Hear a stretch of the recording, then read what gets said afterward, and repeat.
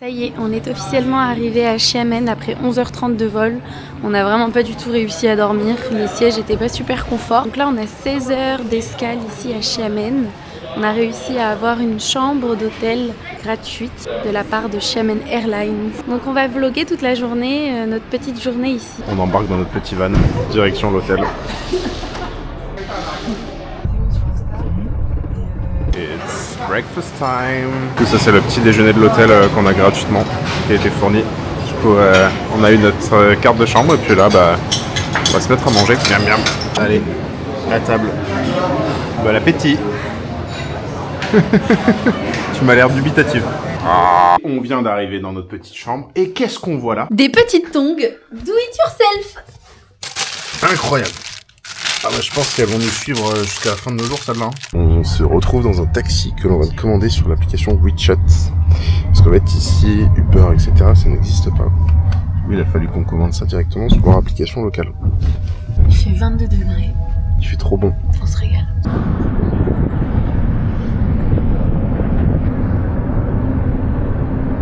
À la mer. Bon, cette ville donne vraiment l'impression d'être dans le futur. On a l'impression d'être dans un monde parallèle un peu. On a l'impression qu'ils sont vraiment en avance sur tout. Transport, que ce soit la circulation, que ce soit l'architecture, la gestion de la ville, de leur parc automobile. Enfin, c'est assez balèze quand même. Ils sont forts ces Chinois. Ils sont vraiment forts. En fait, Xiamen est devenu le port international au 19e siècle, juste à la fin des guerres de l'opium. Et ce qui nous a vraiment frappé en arrivant, c'est cette modernité, mais une ambiance super détendue. C'est vraiment fou. Et en plus de ça, l'architecture coloniale. Regardez ça. Bref. On a l'impression d'être dans un autre monde. Je suis agréablement surpris quand même. Oh oui.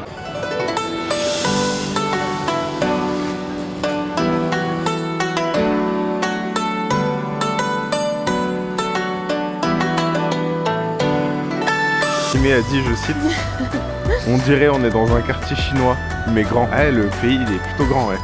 Ouais. La Chine c'est plutôt balèze comme pays. Mal à me dire que tu sais, ça partout. On est en Chine.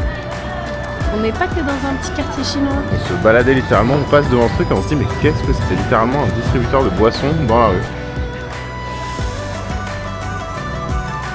Ah, les huîtres, c'est énorme. Ouais, on vient de s'arrêter dans un petit resto. On a oublié de dire que Timmy avait une passion pour les raviolis chinois.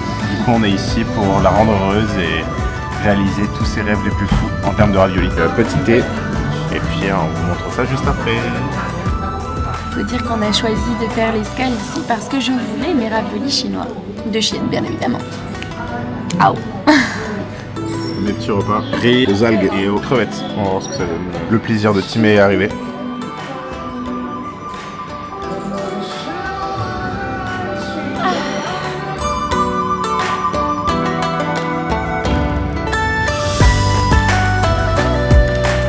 Un truc assez ouf, c'est qu'ici en Chine, les gens ne parlent pas du tout chinois. Anglais. C'est-à-dire qu'ils n'annient pas un mot. Tu leur demandes même juste où sont les toilettes ou une direction dans la rue, ils sont incapables de te répondre. Du coup, ils utilisent que des applications de traduction. Bref, on vient de finir de manger. Et là, du coup, on va aller prendre un petit ferry, direction Zhongliu Island. Bah, si je l'ai bien dit. Non, tu l'as vraiment pas bien dit. Bah, dis-le. Je saurais pas le dire mieux. Voilà. Dans la vie, il faut essayer. Il faut savoir que j'ai fait plusieurs années de mandarin.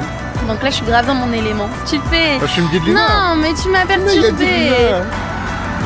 Il faut savoir que j'ai fait plusieurs années de mandarin. Donc là, je suis grave dans mon élément. Je mets en pratique tout ce que j'ai appris et tout.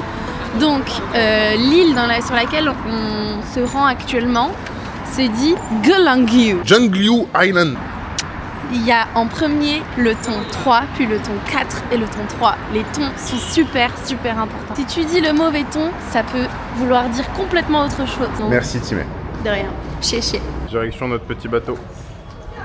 Préparez-vous au décollage. Enfin, à l'abordage.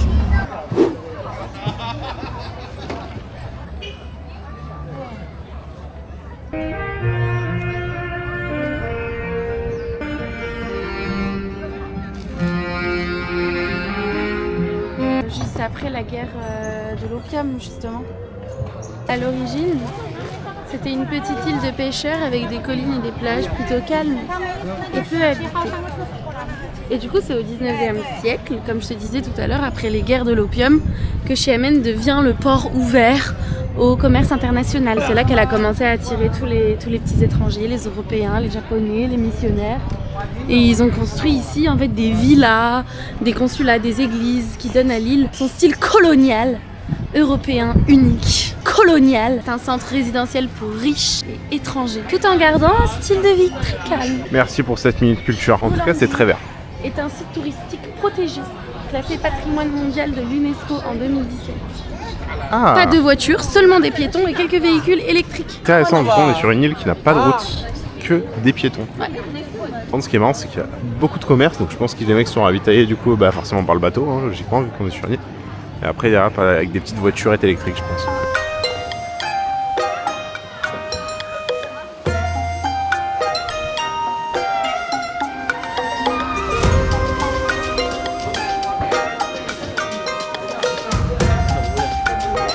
Honnêtement, on s'attendait pas du tout à ça. On est quand même agréablement surpris. Hein.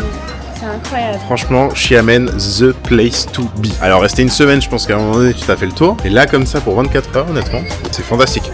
Franchement, un petit 24-48 heures même.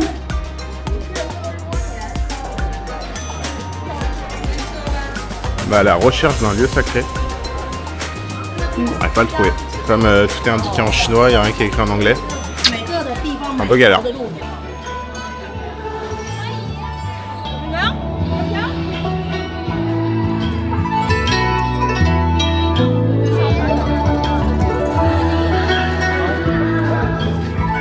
Qui a l'air de jouer dans un instrument hyper typique d'ici, je sais pas trop ce que c'est, mais je crois qu'il y a eu un petit accident là.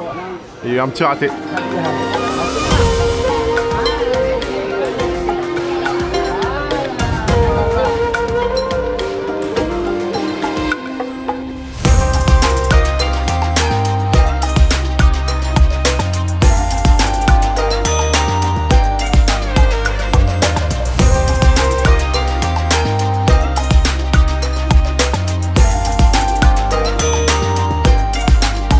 Là du coup on va visiter un petit garden juste là avec à l'intérieur du coup un piano muséum. C'est un musée de piano très ancien. Là le musée de piano c'est pas dit qu'on le fasse, mais pour le coup le garden je pense qu'on va l'épater.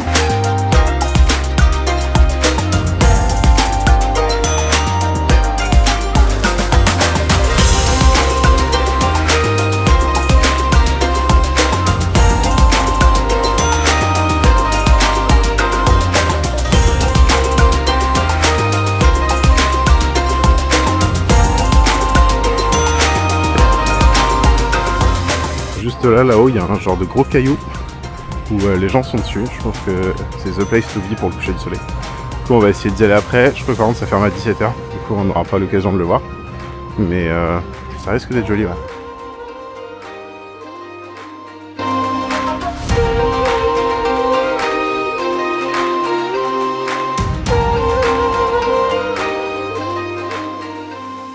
Et voilà, ça fait maintenant quelques heures qu'on est arrivé à Xiamen. Donc on est arrivé ce matin très tôt. On a eu la chance d'avoir, comme on vous le disait un peu plus tôt, une petite chambre d'hôtel. On a pu se reposer, on s'était dit 2 petites heures. Au final, on a dormi jusqu'à presque midi. Mais heureusement, puisque je pense qu'on n'aurait pas pu aussi bien profiter comme ça de cette petite ville. Aucun regret, vraiment. Là, on est sur la petite île de Golongyu. Zhongliu Island. Pareil, incroyable. C'est vraiment une petite île toute sympa, une île de pêcheurs à la base. Et aujourd'hui, elle est surtout habitée par les petits riches, les petits richoux d'ici et les touristes. Et depuis tout à l'heure, j'ai l'impression qu'on est les seuls Européens occidentaux. Tous les autres touristes, c'est des personnes venant d'Asie. Majoritairement chinoises, je pense. Et on avait plein d'autres PVTistes avec nous pour cette escale et on les a pas du tout croisés. Je pense que c'est dommage parce que ça vaut vraiment le coup de s'arrêter et de faire la petite visite. Ouais, on était plutôt dubitatifs à la base par rapport à notre venue dans cette ville inconnue, mais au final... Ouais, plutôt agréable, plutôt agréablement surpris. Notamment cette petite île. C'est comme un moment un petit peu hors du temps. On n'a pas forcément l'impression d'être en Chine. On n'y était jamais allé, donc c'est difficile à dire. Mais quand on imagine la Chine et quand on est sur cette île, c'est 2 éléments totalement différents. Ouais. Et je pense que l'une des particularités aussi, c'est le calme. Que ce soit sur l'île ou dans la ville de Xiamen, c'est super calme. L'ambiance, elle est détendue, il y a de la musique partout, d'ambiance. J'adore. Moi, je suis quelqu'un de très chill, donc ça me va complètement. Je suis encore plus endormie comme ça. Et j'ai chaud. Là en France, quand on a quitté, il faisait à peu près 0 voire moins 1 degré, ça givrait. Là il fait 20, 22 degrés. On a des petits pulls encore. Là on est en train de brûler sur place. C'est la patate. Avec des petits poissons. Il est très gros plutôt, mais avec moi tout est petit et mignon.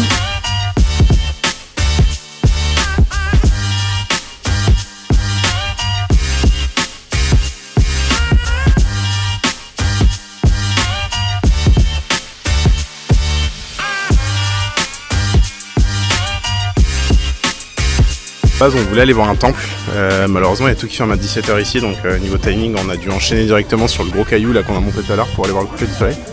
Mais en guise de l'eau de consolation, on a quand même un petit temple ici qui est pas trop dégueulasse. T'es contente? C'est pas le temps. C'est beau quand même.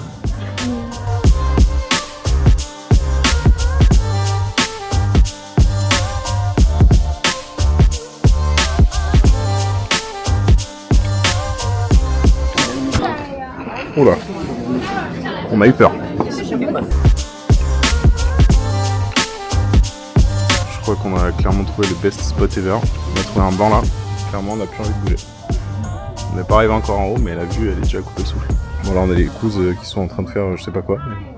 La golden hour arrive. On y est presque. Le chemin n'est plus très loin. Et là elle va se faire la cheville. Ouais. Dédicace à Marie. On fait défense. Allez.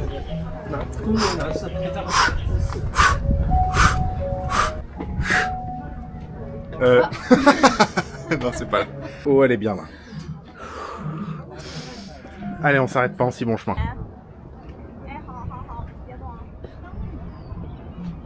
J'en peux plus. En vrai. Incroyable. Limite Incroyable sérieuse. cette île. J'ai hâte de faire le tour de la Chine. Là maintenant c'est bon, je vais vivre en Chine. Théo, on part plus en Australie. Bon, bah on va devoir annuler du coup notre billet d'avion. Je pense que les plans vont être changés. C'est ça d'être flexible. Nous y sommes parvenus. On voit vraiment à quel point l'île elle est entourée de végétation. Là, tu peux pas faire la belle et regarder la vue en descendant. Alors t'es obligé de regarder où tu marches. Oh la vache. Et là tu rejoins Johnny Hallyday rapidement. Rapidement. Ça y est, il est 17h15 et on a fini la visite de la petite île. Franchement, on se répète, mais gros coup de cœur. Et aucun regret de nous être arrêtés là. Et surtout, d'avoir profité et de n'être pas resté seulement à l'hôtel, comme je pense la plupart des gens le font. Prochaine étape, on va aller dans un petit market au bord de l'eau aussi pour remanger quelque chose avant de partir et retourner à l'hôtel et prendre l'avion. Des raviolis.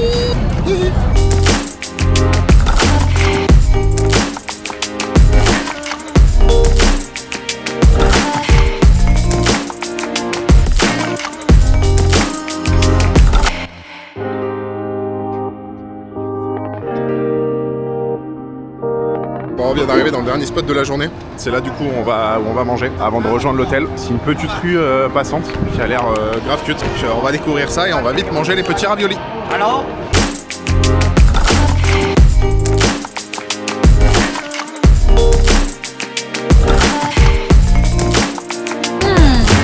What is this? Non, c'est du nougat ou quelque chose comme ça, mais c'est bon trop bon. Putain là c'est full ravioli d'abord. Oh la vache. Oh, on est sur de la street food, putain on se croirait en Inde. Sauf que là ça a l'air vraiment bon. Oui.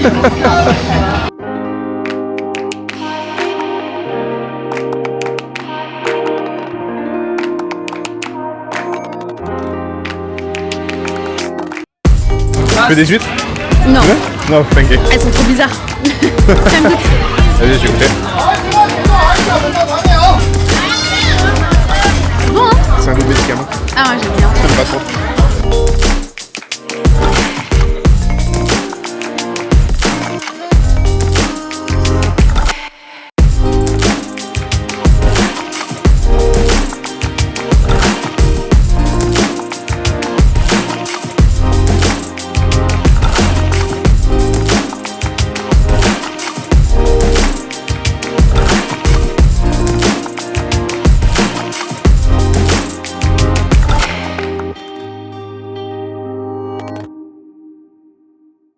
sauce soja. Bah, il est temps de dire au revoir. Sur ce, ce moment à Xiamen fut court mais intense. Je me suis acheté une petite perle d'ici en souvenir. Xiamen restera gravé dans nos vies. Sur ce, à bientôt. Ciao, bye.